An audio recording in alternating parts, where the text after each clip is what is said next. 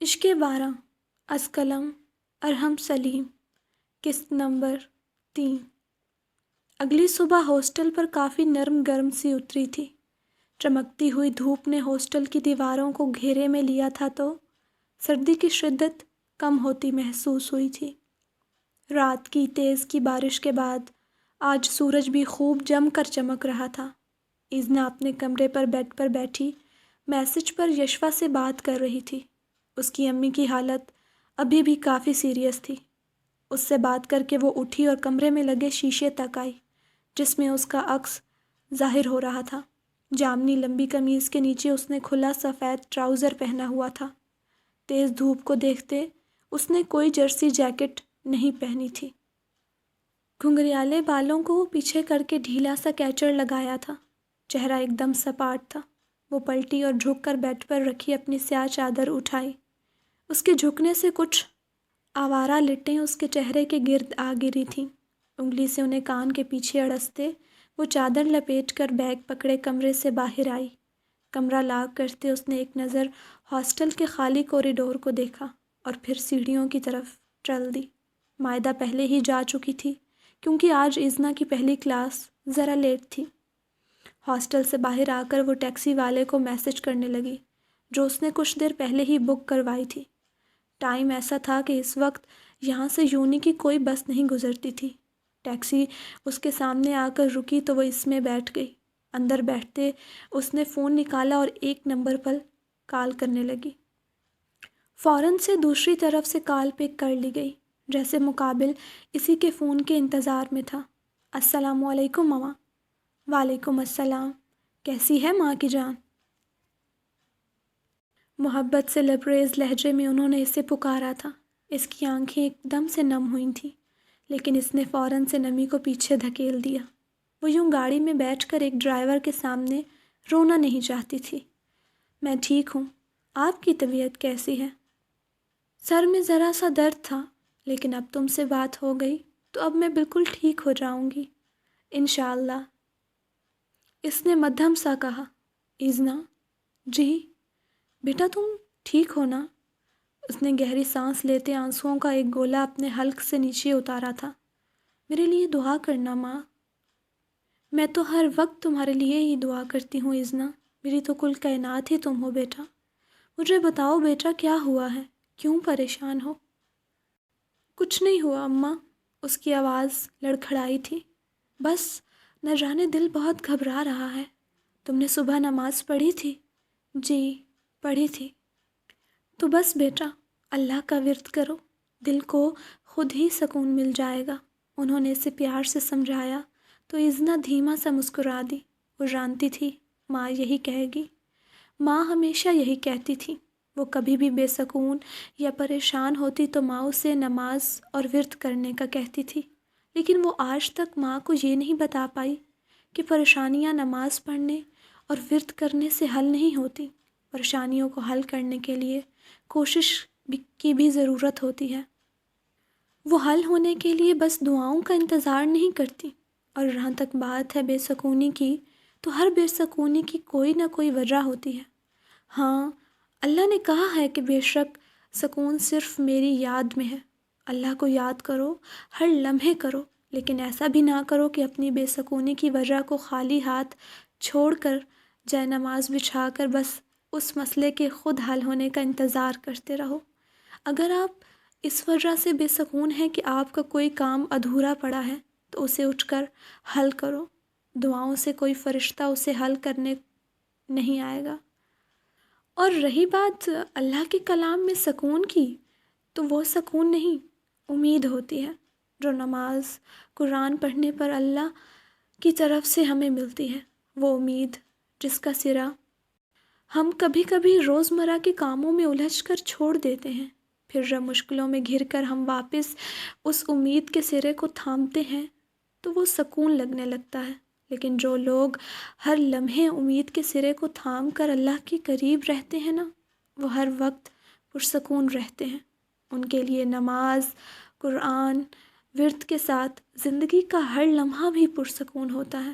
نماز، قرآن، سکون کے لیے تو وہ پڑھتے ہیں جو ایک دن پڑھ کر 4 دن بے سکونی میں گزار کر واپس نماز کی طرف سکون کے لیے آتے ہیں۔ لیکن جو ہر لمحہ اللہ کے قریب رہے، وہ نماز پڑھے یا کوئی اور کام کرے، وہ خود کو پرسکون ہی محسوس کرتا ہے، وہ خود کو اللہ کے قریب ہی محسوس کرتا ہے۔ اور ایزنا بابر کا شمار انہی پرسکون لوگوں میں ہوتا تھا، کیونکہ وہ اللہ کے قریب تھی۔ اس نے امید کا سرا ہمیشہ تھام کر رکھا تھا، وہ اللہ کو ہمیشہ اپنے قریب محسوس کرتی تھی۔ اسے اللہ سے بات کرنے کے لیے نماز کا بہانہ نہیں چاہیے ہوتا تھا، بلکہ وہ جب چاہے اس ذات سے بات کر لیتی تھی۔ اسے سکون کے لیے نماز کی تلاش نہیں کرنی پڑتی تھی۔ چند ایک باتیں کرنے کے بعد اس نے کال رکھ دی اور باہر نظر آتے نظاروں کو دیکھنے لگی۔ 10 منٹ بعد ٹیکسی نے اسے یونیورسٹی کے گیٹ پر اتارا تو وہ اندر چلی آئی۔ پھر موبائل نکال کر ٹائم دیکھا تو کلاس شروع ہونے میں ابھی آدھا گھنٹہ تھا۔ اپنے ڈپارٹمنٹ تک پہنچتے پہنچتے اسے 15-20 منٹ لگ جانے تھے۔ وہ خاموشی سے چادر سیٹ کر کے آگے بڑھنے لگی۔ چند قدم چلنے کے بعد اسے یوں محسوس ہوا جیسے کوئی اس کا پیچھا کر رہا ہے۔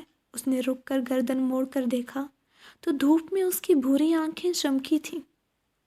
سامنے سرمئی آنکھوں والا لڑکا اس چمک کو دیکھ کر ساخت ہوا تھا۔ ان آنکھوں پر دنیا وارنے کا دل چاہتا تھا۔ سامنے کھڑے لڑکے کو دیکھ کر ایزنا کے ماتھے پر بل پڑے تھے۔ وہ اس لڑکے کو کافی دفعہ نمرا کے ساتھ گھومتے دیکھ چکی تھی۔ آپ میرا پیچھا کر رہے ہیں؟ اس کی آواز پر برہان چونک کر اپنے خیالات سے باہر آیا۔ مجھے آپ سے کچھ بات کرنی تھی۔ میں کافی دیر سے یونیورسٹی کے گیٹ پر آپ کا انتظار کر رہا تھا۔ ایزنا کی آنکھوں میں ناسمجھی ابھری تھی۔ آپ میرا انتظار کیوں کر رہے تھے؟ کیونکہ مجھے آپ سے بات کرنی تھی۔ اور آپ کو مجھ سے بات کیوں کرنی تھی؟ میں تو آپ کو جانتی بھی نہیں۔ لیکن آپ کو میری بات سننی ہوگی۔ میری بات آپ کو ایک بہت بڑے نقصان سے بچا لے گی۔ اپنے فائدے اور نقصان کے بارے میں خود سوچ سکتی ہوں۔ آپ کو فکر کرنے کی ضرورت نہیں۔ ایزنا کہتے ہی پلٹی تھی، لیکن وہ لڑکا فوراً سے اس کے سامنے آیا تھا۔ ایک بار میری بات سن لیں، میں آپ کا زیادہ وقت نہیں لوں گا۔ ایزنا نے سینے پر ہاتھ باندھ کر رک کر سنجیدگی سے اسے دیکھا تھا۔ اس کے چہرے کی سنجیدگی نے برہان کو مرعوب کیا تھا۔ 5 منٹ ہیں تمہارے پاس۔ کہتے ہی وہ پھر سے چلنے لگی۔ برہان بھی اس کے ہم قدم ہوا، لیکن وہ اس سے تھوڑے فاصلے پر چل رہا تھا۔ اس کا سنجیدہ چہرہ دیکھ کر اس میں یہ فاصلہ ختم کرنے کی ہمت نہیں رہی تھی۔ آپ نمرا سے دور رہیں۔ میں اس کے قریب کب ہوئی تھی؟ وہ فٹ سے بولی۔ برہان اس کی بات پر لاجواب ہوا تھا، لیکن وہ چلتی جا رہی تھی۔ برہان نے بھی تیزی سے قدم اٹھائے۔ اسے سمجھ نہیں آ رہا تھا وہ اب کیا بولے۔ ہاں، لیکن آپ کی اس سے جو تھوڑی بہت بات چیت ہے وہ بھی ختم کر دیں۔ آپ کو کوئی غلط فہمی ہوئی ہے، میری اس سے ذرا بھی بات چیت نہیں ہے۔ اس کا انداز نپا تلا سا تھا۔ برہان کا چہرہ نہ جانے کیوں خفت کے مارے سرخ ہوا تھا۔ جی بہتر، اس نے کہا اور واپس پلٹ گیا۔ اس لڑکی نے اس کا دماغ گھما دیا تھا۔ اسے عاصم کی بات کا یقین ہو گیا تھا۔ ایزنا اپنی حفاظت خود کر سکتی تھی اور بہت اچھے طریقے سے کر سکتی تھی۔ دوسری طرف ایزنا ویسے ہی قدم اٹھاتی اپنے ڈپارٹمنٹ تک جا رہی تھی۔ اس نے ذرا بھی رک کر ادھر ادھر مڑ کر نہیں دیکھا تھا کہ اس سے بات کرتا لڑکا کہاں گیا تھا۔ وہ کسی روبوٹ کی طرح بس چلتی جا رہی تھی۔ اس کا چہرہ ہر قسم تاثر اور جذبے سے خالی تھا۔ اور کہتے ہیں کہ جب انسانوں کے چہرے جذبے اور تاثرات سے خالی ہو جائیں تو ان میں اور کسی مجسمے میں کوئی فرق نہیں رہتا۔ یہ بات 1 ہفتے کے بعد کی تھی۔ یشوا واپس آ گئی تھی۔ کجا کے اس کی امی کی طبیعت ابھی بھی بہت خراب تھی، لیکن وہ یونیورسٹی سے مزید چھٹیاں نہیں کر سکتی تھی۔ صبح 5 بجے کے قریب کا وقت تھا۔ وہ دونوں اپنے کمبلوں میں دبکی گہری نیند سو رہی تھیں جب کسی نے زور سے ان کے کمرے کا دروازہ بجایا۔ دروازہ اس قدر زور سے بجایا گیا تھا کہ وہ پہلی دستک پر ہی ہڑبڑا کر اٹھ بیٹھی۔ پھر یشوا نے جلدی جلدی بستر سے اترتے لائٹ جلائی اور دروازہ کھولا۔ ایزنا بھی اس کے پیچھے سے نمودار ہوئی تھی۔ اس کے سامنے مائدہ سفید پڑتا چہرہ لیے کھڑی تھی، اور جو الفاظ اس کے منہ سے ادا ہوئے تھے انہیں سن کر وہ دونوں اپنی جگہ شل ہو گئی تھیں۔ باہر سارا کوریڈور گہری دھند اور اندھیرے میں ڈوبا تھا، بس ہلکی ہلکی سی روشنی تھی۔ لڑکیوں کے چیخنے کی آوازیں گڈمڈ ہو کر ان کے کانوں تک پہنچ رہی تھی۔ وہ دونوں فوراً سے کمرے میں واپس آئیں اور شال اپنے گرد لپیٹتے دروازے کو لاک لگاتے نیچے کی طرف بھاگیں۔ جب ایک کمرے کے آگے ان تینوں کے قدم رکے تھے، وہاں لڑکیوں کا کافی رش لگا تھا۔ انہوں نے ایڑیوں کے بل اٹھ کر اندر دیکھنا چاہا، لیکن کچھ دکھائی نہیں دے رہا تھا۔ سر جھٹکتے وہ تینوں سیڑھیوں کی طرف بھاگیں۔ کمرہ اور اس کمرے کے آگے کھڑی لڑکیوں کی آوازیں ہر سیڑھی کے ساتھ آہستہ ہوتی جا رہی تھی۔ دھند اس قدر گہری تھی کہ چند فٹ کے فاصلے پر کھڑا شخص دکھائی نہ دیتا تھا، اور ٹھنڈ ایسی کہ ہڈیوں میں جمتا خون منجمد ہوتا محسوس ہو رہا تھا۔ اسلام آباد کے اس پرائیویٹ ہاسٹل کے باہر اس وقت ایک ہجوم اکٹھا تھا۔ گرم کپڑوں کی مدد سے خود کو ڈھکے آپس میں گفتگو کرتے کچھ مقامی اور کچھ میڈیا کے لوگ، لیکن ان کی گڈمٹ ہوتی آوازیں ایمبولینس اور پولیس موبائل کے سائرن کی آواز کے پیچھے دب کر رہ گئی۔ ہاسٹل کا گیٹ اس وقت کھلا تھا۔ گیٹ سے اندر داخل ہو تو چھوٹا سا لان تھا۔ اس لان میں بنی روش پر چلتے آگے آؤ تو مین دروازے کے پاس پولیس وردی میں ملبوس کچھ آدمی کھڑے تھے۔ گرم شال میں خود کو لپیٹے ہاسٹل کی وارڈن بھی ان کے پاس کھڑی تھی۔ اس کے علاوہ ہاسٹل میں کام کرنے والا ہر انسان وہاں موجود تھا۔ وہ پولیس آفیسرز دھیمی آواز میں ان سے کچھ گفتگو کر رہے تھے۔ مین دروازے سے اندر داخل ہو تو چند قدموں کا فاصلہ طے کرنے کے بعد کوریڈور ختم ہوتا تھا اور ہاسٹل کا اندرونی حصہ شروع ہوتا تھا۔ درمیان میں بڑا سا لان تھا اور چاروں طرف کمرے بنے تھے۔ سب لڑکیاں اس وقت نچلے فلور کے کمروں کے آگے بنے کوریڈور میں کھڑی تھیں۔ دوسرے فلور کے ایک کمرے کے آگے چند لیڈی کانسٹیبل کے ساتھ ٹراؤزر اور جیکٹ میں ملبوس ایک آدمی کھڑا تھا۔ کمرے کا دروازہ کھلا تھا اور اندر سے ایک اسٹریچر باہر آیا تھا۔ اس پر پڑا وجود سفید چادر سے ڈھکا تھا۔ کچھ لڑکے اس اسٹریچر کو کھینچ کر نیچے کے فلور کی طرف لے جا رہے تھے۔ جیکٹ میں ملبوس آدمی کی آنکھوں نے دور تک اس اسٹریچر کا پیچھا کیا تھا۔ پورے ہاسٹل کے ایک ایک چپے کی تلاشی لو، کوئی کونا بھی نہیں چھوٹنا چاہیے، وہاں کھڑی لیڈی کانسٹیبل سے کہتے وہ سیڑھیوں کی طرف آیا تھا۔ تیزی سے سیڑھیاں اترتے وہ نیچے آیا۔ اسے دیکھ کر کوریڈور میں کھڑی لڑکیوں نے اسے راستہ دیا تھا۔ وہ مضبوط قدم اٹھاتا مین دروازے تک آیا، پھر گردن موڑ کر پیچھے کھڑی لڑکیوں کے ایک جمع غفیر کی طرف دیکھا جو اسے ہی دیکھ رہی تھیں۔ وہ واپس مڑا اور ایک آفیسر کو بلایا۔ ہاسٹل کے سارے سٹاف اور یہاں کی ایک ایک لڑکی کی پوری ڈیٹیل چاہیے مجھے، اس آفیسر سے کہتے وہ واپس ان کی طرف مڑا۔ اس کی بھاری آواز اس ٹھنڈے ماحول میں گونجی تھی۔ کوئی بھی لڑکی، شہر تو کیا، اس علاقے سے بھی باہر نہیں جائے گی، اور ہاسٹل کا سارا سٹاف بھی میری اس بات پر عمل کرے گا۔ اگر کسی نے میری بات کی خلاف ورزی کی تو نتیجے کا ذمہ دار وہ خود ہوگا، کیونکہ میری ٹیم کا ایک ایک بندہ آپ سب پر نظر رکھے ہوئے ہے۔ سخت آواز میں کہتے وہ سرد نگاہوں سے انہیں دیکھتا باہر آیا تھا۔ پولیس کے باقی آفیسرز بھی اس کے پیچھے آئے تھے۔ پورے ہاسٹل کو اچھے سے کلیئر کر کے مجھے پولیس اسٹیشن میں ملو۔ اور اس لڑکی کے گھر والوں سے رابطہ ہوا؟ جی سر، انہیں اطلاع دے دی ہے۔ لڑکی کا تعلق فیصل آباد سے ہے، کچھ گھنٹوں تک اس کے گھر والے پہنچ جائیں گے۔ آفیسرز کی ڈیٹیل پر وہ سر ہلاتا ہاسٹل کے گیٹ سے باہر آ گیا۔ لوگوں کا ہجوم اب بھی وہاں جمع تھا۔ اس کے باہر آتے ہی میڈیا کے لوگ فوراً سے اس کی طرف بھاگے۔ سر، آپ کیا کہنا چاہیں گے اس بارے میں؟ یہ خودکشی تھی یا قتل؟ ایک رپورٹر نے مائک اس کے سامنے کیا تھا۔ دیکھیں، ابھی ہم کچھ نہیں کہہ سکتے۔ لاش کا پوسٹ مارٹم ہونے کے بعد ہی ہم کسی نتیجے پر پہنچیں گے۔ رپورٹر پھر سے بولنا شروع ہوا تھا، لیکن وہ ہاتھ کے اشارے سے انہیں منع کرتا اپنی گاڑی کی طرف آیا تھا۔ رپورٹرز اس کے پیچھے آئے تھے جنہیں پولیس کے باقی آدمیوں نے روک دیا تھا۔ دھند اب بھی ویسی ہی تھی۔ گاڑی میں بیٹھ کر اس نے اگنیشن میں چابی گھمائی تو سرد پڑتی گاڑی میں زندگی دوڑ گئی۔ وہ نماز پڑھ کر واک پر جانے کی تیاری کر رہا تھا جب اسے اس قتل کی اطلاع ملی تھی۔ اب نہ جانے یہ قتل تھا یا خودکشی۔ بغیر تیار ہوئے وہ رف سے ہولیے میں ہی وہاں پہنچ گیا تھا۔ اب گھر جا کر ناشتہ کر کے اسے تیار ہو کر پولیس اسٹیشن جانا تھا۔ وہ تینوں اس وقت ناشتے کے لیے ڈائننگ ایریا میں بیٹھی تھیں، لیکن کسی کے حلق سے ایک نوالہ بھی نیچے نہیں اتر رہا تھا۔ وہاں اور بھی کافی لڑکیاں تھیں، لیکن آج ادھر اتنی گہری خاموشی چھائی تھی کہ بس برتنوں کے آپس میں ٹکرانے کی آوازیں گونج رہی تھیں۔ اذنا خود کو چادر میں لپیٹے پاؤں سینے سے لگائے بینچ پر چڑھ کر بیٹھی تھی۔ بالوں کا جوڑا لگ بھگ کھلنے کے قریب تھا اور آنکھوں میں ابھی بھی ہلکی سی سرخی تھی، لیکن نیند تو وہاں موجود ہر لڑکی کی اڑ چکی تھی۔ ان سب کے کمروں کی تلاشی لی جا رہی تھی اور کسی کو بھی اندر جانے کی اجازت نہیں تھی۔ مجھے ابھی تک یقین نہیں آ رہا، یشوا کی خوف میں ڈوبی آواز گونجی تو اذنا جو کھانے کے ٹیبل پر ساکت نظریں جمائے بیٹھی تھی، اس نے گردن موڑ کر اسے دیکھا۔ میرے تو ابھی تک ہاتھ کانپ رہے ہیں۔ مائدہ نے اپنے ہاتھ سامنے کیے۔ اذنا نے اس کے ہاتھوں کو دیکھا، وہ واقعی کانپ رہے تھے۔ تم نے اس کی ڈیڈ باڈی دیکھی تھی؟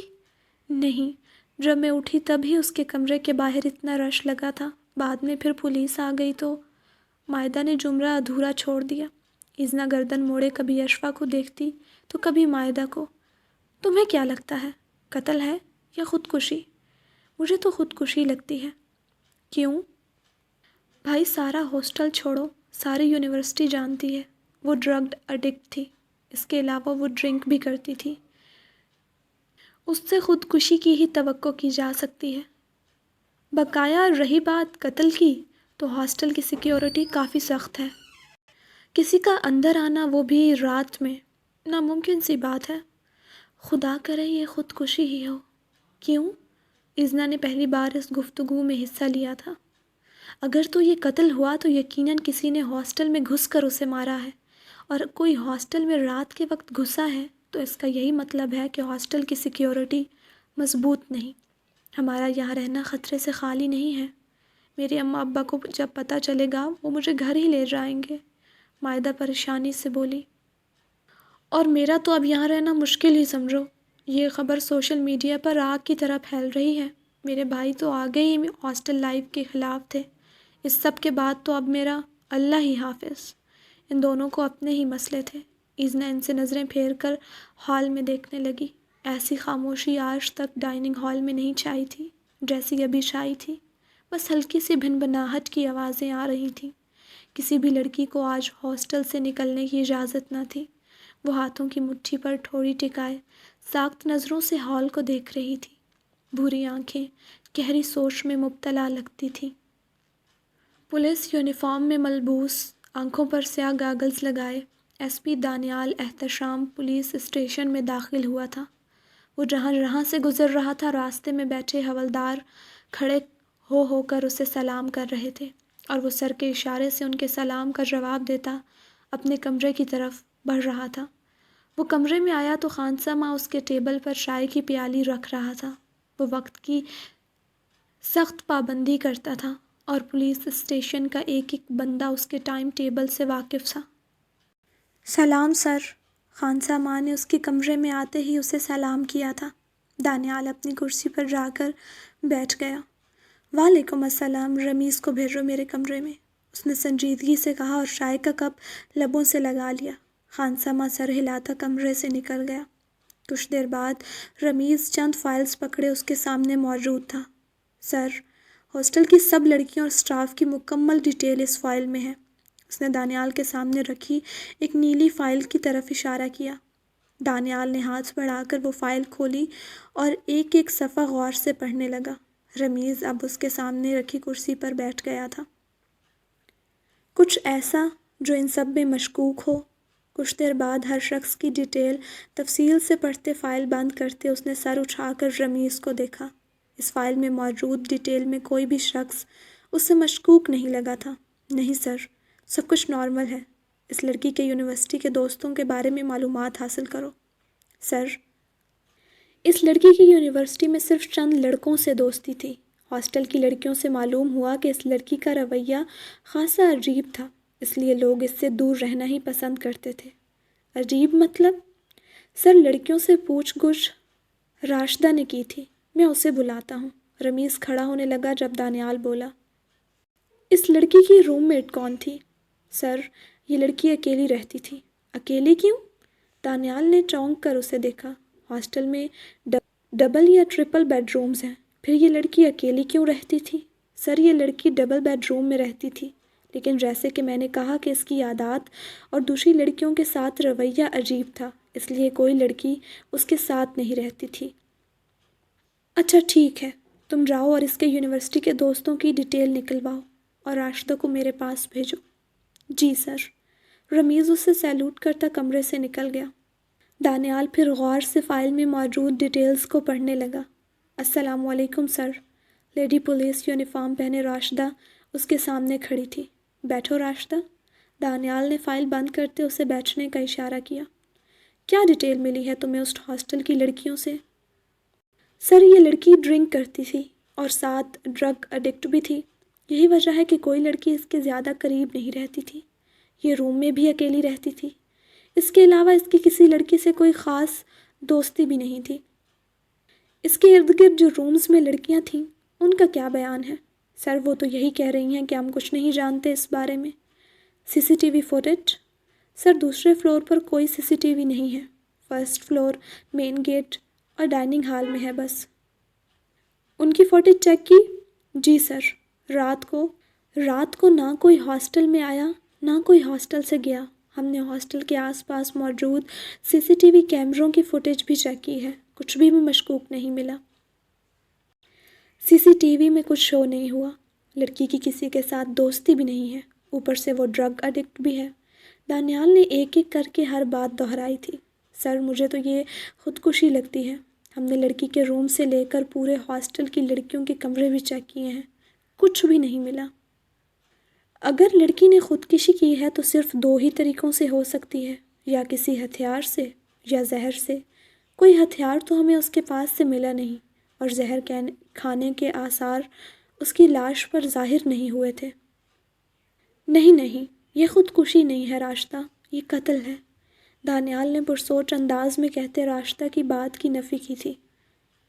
خیر یہ تو پوسٹ مارٹم کی رپورٹ آنے کے بعد کلیئر ہو جائے گا۔ خیر اس لڑکی کے والدین؟ سر اس کی بس ایک ماں، ایک بہن اور بھائی ہے۔ بھائی اس کا دبئی میں جاب کرتا ہے اور بہن انٹر کی اسٹوڈنٹ ہے۔ اس کی ماں اور بہن آ رہے ہیں یہاں؟ ہم ٹھیک، وہ آتے ہیں تو انہیں میرے آفس میں بھیجنا۔ Okay sir. شاہدہ اسے سیلوٹ کرتے کمرے سے جا چکی تھی۔ اس نے اپنا موبائل اٹھایا اور آفس سے باہر آ گیا۔ اسے ڈی جی صاحب سے ملاقات کر کے انہیں رپورٹ دینی تھی، کیونکہ چند گھنٹوں میں ہی یہ مسئلہ سوشل میڈیا پر بہت تیزی سے پھیل چکا تھا۔ یونیورسٹی میں بھی یہ خبر آگ کی طرح پھیلی تھی۔ 9 بجے ہی رمیز پولیس آفیسرز کے ساتھ نمرا کے ڈپارٹمنٹ میں موجود تھا۔ ہاں مرنے والی وہ لڑکی نمرا ہی تھی۔ وہ ڈھونڈ کر اس کے دوستوں اور ان تمام لوگوں کو پکڑ رہے تھے جس سے اس کی ہلکی سی بھی بات چیت تھی۔ اس کے علاوہ اساتذہ اور مختلف ملازمین سے بھی سختی سے پوچھ گچھ کی جا رہی تھی۔ نمرا کے تقریباً سبھی دوستوں اور کلاس فیلوز کو پولیس اسٹیشن لے جایا گیا تھا۔ یہ منظر پولیس اسٹیشن کے کوریڈور کا تھا، جہاں لڑکے قطار در قطار لگے بینچوں پر بیٹھے تھے۔ پاس بنی سلاخوں والی جیل کے دروازے کھلے تھے اور اندر بیٹھا رمیز سب کو باری باری بلا کر ان سے مختلف سوالات پوچھ رہا تھا۔ سر ہم کچھ نہیں جانتے اس بارے میں۔ ہماری اس سے دوستی تو صرف یونیورسٹی کی حد تک تھی۔ ایک لڑکا پولیس والے کے ہاتھ میں ڈنڈا دیکھ کر خوف زدہ ہوتے تیزی سے بولا۔ رمیز نے اس سے چند مزید سوالات پوچھ کر اسے باہر بھیج دیا۔ اگلا نمبر عاصم کا آیا تھا۔ اس سے سوالات پوچھے گئے جس کا اس نے سچائی سے جواب دیا۔ عاصم کے بعد برہان کو بلایا گیا تھا۔ کیا تعلق تھا تمہارا اس سے؟ دوست۔ کیسا دوست؟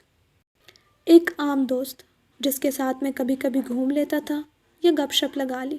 میری اس سے کوئی اتنی خاص گہری دوستی نہیں تھی۔ لڑکیوں سے اس کی دوستی نہیں تھی، لڑکوں سے اس کی نام کی حد تک دوستی تھی۔ آخر اس اصل بات کیا ہے؟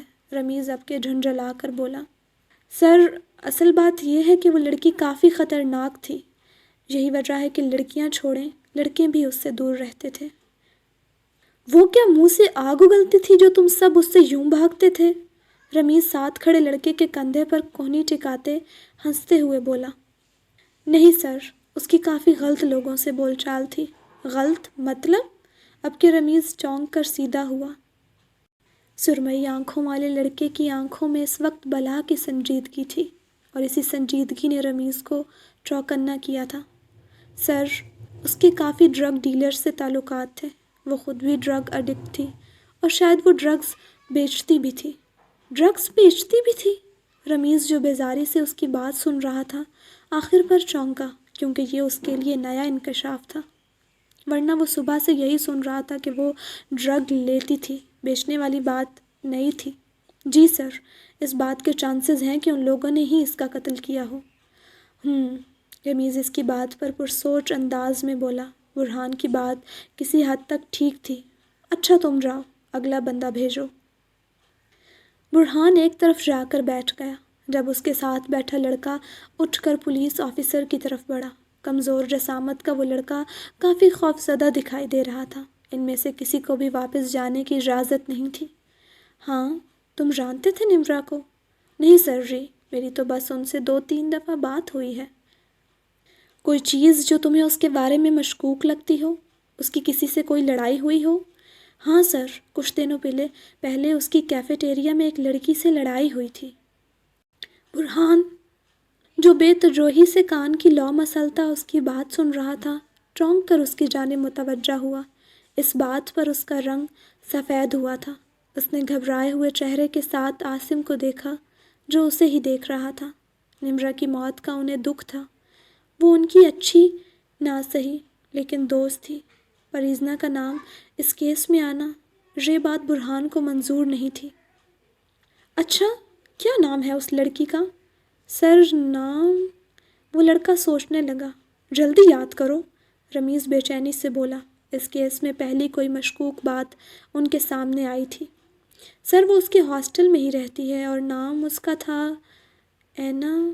نہیں، ایزنا۔ ہاں سر، ایزنا بابر نام ہے اس کا۔ یہاں اس لڑکے نے نام ادا کیا تھا اور وہاں برہان کو اپنا سانس رکتا محسوس ہوا تھا۔ دوسری طرف پولیس اسٹیشن میں دانیال اپنے آفس میں بیٹھا تھا۔ نمرا کی بہن اور ماں اس کے سامنے بیٹھی تھیں۔ نمرا کی پوسٹ مارٹم رپورٹ ٹیبل پر کھلی پڑی تھی۔ سر، کوئی میری بیٹی کا قتل کیوں کرے گا؟ اس کی ماں روتے ہوئے بولی تھی۔ ساتھ کھڑی نازک سی لڑکی آنسو پونچھتے بار بار اپنی ماں کو سہارا دے رہی تھی۔ دیکھیں، یہ تو ہم بھی نہیں جانتے کہ آپ کی بیٹی کو کیوں مارا گیا، لیکن پوسٹ مارٹم رپورٹ کے مطابق اس کی موت دم گھٹنے کی وجہ سے ہوئی ہے۔ شاید اس کے چہرے پر کسی چیز کا دباؤ ڈال کر اس کا سانس روکا گیا ہے، کیونکہ گلا دبانے کے نشان اس کی گردن پر موجود نہیں۔ آپ ہمیں یہ بتائیں کہ نمرا کے اپنے جاننے والوں میں کیسے تعلقات تھے؟ کبھی اس نے اپنے سے کسی چیز کا ذکر کیا تھا جسے لے کر وہ آپ کو ذرا پریشان لگی ہو؟ نہیں سر جی، وہ تو 6-7 مہینے پہلے گھر آئی تھی، اور وہ بھی بس چند دن رکی تھی۔ چند دن کیوں؟ سیمسٹر بریک تو کافی لمبا ہوتا ہے۔ نہیں، اس نے تو کہا تھا کہ اسے بس چند دنوں کی چھٹیاں ہوئی ہیں، اور یہ بات بھی وہ بہت مشکل سے وقت نکال کر آئی ہے۔ اس کی بات پر دانیال کے ماتھے پر بل پڑے تھے۔ اس بات نے اسے حیران کیا تھا۔ یونیورسٹی کے 3 سالوں میں وہ کتنی دفعہ گھر آئی تھی؟ شروع میں تو وہ کافی دفعہ آتی تھی، لیکن پچھلے سال اس نے بس 2 دفعہ چکر لگایا تھا، وہ بھی بس چند دنوں کے لیے۔ آپ کا بیٹا دبئی میں کیا کرتا ہے؟ دانیال نے موضوع بدلا۔ نمرا کے ساتھ کچھ تو گڑبڑ تھی۔ جی، وہ ایک کمپنی میں نوکری کرتا ہے۔ اور بیٹا آپ؟ اس نے ساتھ کھڑی عام نقوش کی لڑکی سے پوچھا تھا۔ میرے انٹر کی پیپرز ہیں کچھ ماہ بعد۔ صحیح، بہت شکریہ آپ کا کہ آپ نے مجھے وقت دیا۔ میں پوری کوشش کروں گا کہ آپ کی بیٹی کے قاتلوں کو پکڑ سکوں۔ آپ لوگ اب جا سکتے ہیں، مجھے ضرورت پڑی تو میں آپ کو بلا لوں گا۔ بقایا آپ کی رہائش کا انتظام ہم نے کر دیا ہے۔ اس کے کہنے پر ایک طرف کھڑی لیڈی کانسٹیبل آگے بڑھی اور ان دونوں کو اپنے ساتھ لیے باہر چلی گئی۔ اس نمرا کے ساتھ کچھ تو غلط تھا، کوئی بات ہے جو ہماری نظروں سے اوجھل ہے۔ اس نے ایک نظر سامنے پڑی پوسٹ مارٹم رپورٹ کو دیکھا۔ اسی لمحے اس کے کمرے کا دروازہ کھلا تھا اور انسپکٹر رمیز اندر داخل ہوا تھا۔ سر، ان لڑکوں میں سے ایک نے ہمیں بتایا ہے کہ نمرا کی کچھ دنوں پہلے ایزنا بابر نامی لڑکی سے لڑائی ہوئی تھی اور وہ لڑکی اس کے ہاسٹل میں ہی رہتی ہے۔ اس کے علاوہ یہ کچھ لڑکے اور لڑکیوں کے نام ہیں جو ان کے بقول نمرا کے ساتھ مل کر یونیورسٹی میں مختلف اسٹوڈنٹس کو ڈرگز سپلائی کرتے تھے۔ پولیس موبائل تیار کرو، تم یونیورسٹی جا کر ان سب اسٹوڈنٹس کو لے کر آؤ اور میں راشدہ کے ساتھ ہاسٹل جا رہا ہوں اس ایزنا بابر سے ملاقات کرنے، اور آج نمرا کے کمرے کی دوبارہ سے تلاشی لینی ہے۔ اس نے اپنی کرسی سے اٹھ کھڑے ہوتے سر پر کیپ پہنتے کہا تھا۔ یہ پہلا سرا تھا جو اس کیس کو لے کر ان کے ہاتھ لگا تھا۔ برہان اور عاصم پولیس اسٹیشن کی حدود کے باہر کھڑے تھے۔ تیز دھوپ کی وجہ سے دونوں کی آنکھیں چندھیائی ہوئی تھیں۔ کچھ دیر پہلے ہی ان سب کو وہاں سے جانے کی اجازت ملی تھی، اس دھمکی کے ساتھ کہ وہ شہر کی حدود سے باہر نہیں جا سکتے۔ اب کیا کریں؟ عاصم نے پریشانی سے پوچھا۔ برہان نے دائیں ہاتھ کے انگوٹھے کو آبرو پر مسلا۔ اس کے ہر انداز سے بے چینی صاف ظاہر تھی۔ ہم کچھ نہیں کر سکتے، تیر کمان سے نکل چکا ہے۔ اگر ہمارا اس سے رابطہ ہو بھی جاتا ہے تب بھی وہ کچھ نہیں کر پائے گی۔ اگر وہ بھاگی بھی تو پولیس کو اس پر شک ہوگا۔ پھر اب یہ کہ یہاں بیٹھ کر انتظار کرو۔ پولیس موبائلز نکل چکی ہیں اور ایس پی دانیال خود گیا ہے، کیونکہ ایزنا اس کیس میں وہ پہلی لڑکی ہے جو شک کے دائرے میں آئی ہے۔ وہ دونوں چلتے چلتے پاس ایک درخت کے نیچے بنے بینچ پر آ بیٹھے تھے۔ درخت کی ٹھنڈی چھاؤں نے ان دونوں کو اپنے حصار میں لے لیا تھا۔ پولیس اسٹیشن سے کلومیٹر کی مسافت پر پولیس موبائل کی سڑک پر دوڑتی چلی جا رہی تھی۔ فرنٹ سیٹ پر ڈرائیور کے ساتھ دانیال احتشام پولیس یونیفارم پہنے پوری شان سے بیٹھا تھا۔ سیاہ گاگلز اس کی آنکھوں کو ڈھکے ہوئے تھے۔ تیکھے نقوش کے ساتھ ہلکی سیاہ سٹبل اس کے چہرے پر بہت جچ رہی تھی۔ سیاہ بال نفاست سے سیٹ تھے اور گندمی رنگت دھوپ میں چمک رہی تھی۔ اس کا رنگ تھوڑا گاڑھا تھا، لیکن اس کے نقوش میں اتنی کشش تھی کہ کوئی اس کی رنگت کی طرف دھیان ہی نہیں دیتا تھا۔ اوپر سے اس کا چوڑا مضبوط سینہ اور جسامت سامنے والے کو اس روب و دبدبے میں آنے پر مجبور کر دیتی تھی۔ وہ ایس پی دانیال احتشام تھا، پولیس ڈپارٹمنٹ کا ایک جانا پہچانا نام۔ کڑی محنت اور جسمانی مشقتوں کے بعد وہ اس مقام تک پہنچا تھا۔ گاڑی گرلز ہاسٹل کے باہر رکی تو دانیال گاڑی سے نکلتے مضبوط قدموں کے ساتھ ہاسٹل کی طرف بڑھا۔ لیڈی پولیس آفیسرز اس کے پیچھے پیچھے آ رہی تھیں۔ مین گیٹ سے داخل ہو کر وہ سیدھا وارڈن کے آفس میں آیا تھا۔ وہاں بیٹھ کر فون استعمال کرتی وارڈن اسے دیکھ کر فوراً سے کھڑی ہو گئی۔ سر، آپ یہاں؟ سب خیریت ہے؟ ایزنا بابر، یہ لڑکی اگلے 5 منٹ میں یہاں پر ہو، روب سے کہتے اس نے آنکھوں پر لگی گاگلز اتاری تو سیاہ آنکھیں واضح ہوئی تھیں۔ وہ ٹانگ پر ٹانگ جما کر صوفے پر بیٹھ گیا۔ ایزنا بابر، وارڈن نے حیرت سے یہ نام دہرایا۔ پر سر، اس لڑکی سے آپ کو کیا کام؟ کیس کے متعلق کچھ پوچھ گچھ کرنی ہے اس سے؟ ہم اسے لینے آئے ہیں۔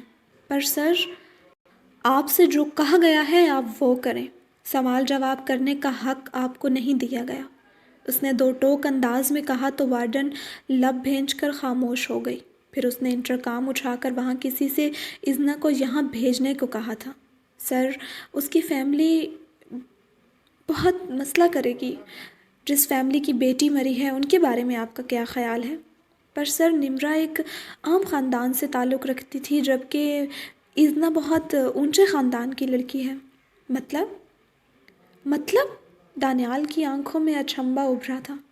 اس نے ہاسٹل میں موجود ہر لڑکی کے خاندان کی معلومات کو سرسری سا پڑھا تھا، اور اب ایزنا کے بارے میں موجود معلومات اس کے ذہن سے نکل چکی تھی۔